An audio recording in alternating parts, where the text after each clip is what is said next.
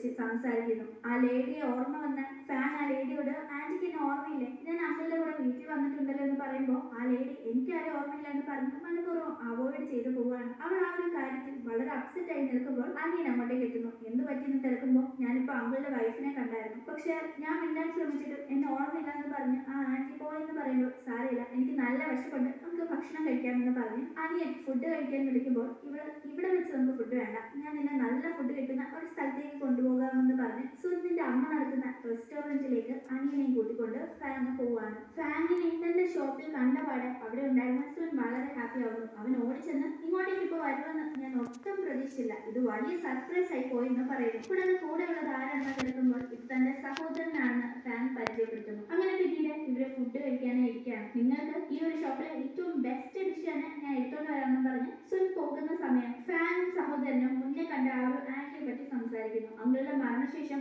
Anti ഈ നാട് വിട്ടു പോയെന്നാണ് കരുതിയത്, പക്ഷെ ആന്റി ഇപ്പോഴും ഇവിടെ തന്നെയുണ്ട്, ഞാൻ അങ്കിൾ മരിച്ചതിൽ പിന്നെ ആന്റിയെ കണ്ടിട്ടേ ഇല്ല എന്നല്ല ഫാങ് പറയുന്നു. അങ്ങനെ അവർ സംസാരിച്ചുകൊണ്ടിരിക്കുമ്പോൾ ഫുഡുമായി സുൻ വരെയാണ്. ഫുഡ് വെച്ച് കൊടുത്ത ശേഷം അവൻ അവിടെ നിന്ന് പോവാതെ പല സംസാരിച്ചുകൊണ്ടിരിക്കുന്നു. നിങ്ങൾക്ക് എന്തെങ്കിലും വേണമെങ്കിൽ എന്നോട് പറഞ്ഞാൽ മതി, എന്ത് ഞാൻ ചെയ്യാമെന്നൊക്കെ അവൻ പറഞ്ഞുകൊണ്ടിരിക്കുമ്പോൾ ഡെങ്കി സുന്നിനോട് എനിക്കൊരു കാര്യം വേണമെന്ന് പറയുന്നു. സുൻ വളരെ ആകാംക്ഷയിൽ എന്റെ മോനെ വേണ്ടതെന്ന് തിരക്കുമ്പോൾ നിങ്ങളൊന്ന് പോയി തരാമോ, മനസ്സമാധാനത്തോടെ ഫുഡ് കഴിച്ചോടെ എന്നാണ് അവൻ പറയുന്നത്. ഇത് കേട്ടപാടെ സുൻ ആകെ പടച്ചാമ്മി അവിടെ നിന്ന് പോകുന്നു. ഇതേ സമയം ആ കൊറിയർ അയച്ചത് ചാൻ ആണെന്ന് കൊറിയർ ഓഫീസിൽ നിന്ന് മിങ്ങിന് ഇൻഫർമേഷൻ കിട്ടിയിട്ടുണ്ടായിരുന്നു. അവന്റെ അനിയൻ വയ്യാതെ കിടക്കുന്നത് കാണുന്ന മിങ്ങിന് ചാനിനോടുള്ള ദേഷ്യം ഇരട്ടിക്കുന്നു. മിങ് ഉടനെ തന്നെ അവിടെ നിന്ന് കലി ഇളകി പോവാണ്. ഇത് കാണുന്ന സോങ്ങിന് വലിയ പേടിയാവുന്നു. അവൻ ചാനുമായി ചെന്ന് വഴക്കുണ്ടാക്കിയാലോ എന്ന ചിന്തയിൽ അവൾ ഉടനെ തന്നെ ഈനെ വിളിച്ച് ഈ വിവരം അറിയിക്കുന്നു. ഈന ഞാൻ എന്തെങ്കിലും ചെയ്യാന്ന് പറഞ്ഞ് കോള് കട്ട് ചെയ്ത ശേഷം ഈ കാര്യം പറയാനായി ഫാങ്ങിനെ വിളിക്കുന്നു. അപ്പോഴേക്കും ചാനുള്ള ബോക്സിംഗ് ക്ലബിലേക്ക് മിങ് എത്തിയിട്ടുണ്ടായിരുന്നു. ചാനിനെ കണ്ടപാടെ അവനെ അടിക്കാനായി മിങ് പാലെടുക്കുമ്പോഴേക്കും അവിടെയുള്ള മറ്റാളുകൾ മിങ്ങിനെ തടയുന്നു.